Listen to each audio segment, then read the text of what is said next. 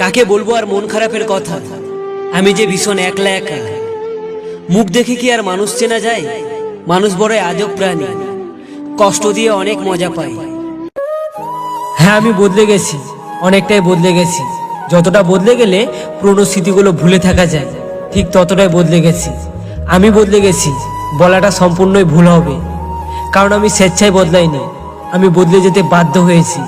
হ্যাঁ, আমি বদলে যেতে বাধ্য হয়েছি প্রিয় মানুষগুলোর অবহেলায়।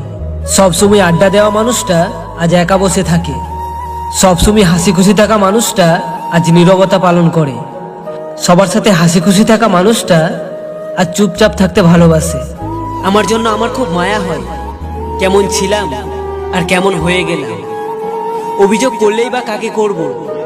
কষ্টটাও আমার, আর কষ্ট দেওয়া মানুষটাও যে আমার। যার নিজের মন খারাপ নিজেকেই ঠিক করতে হয়,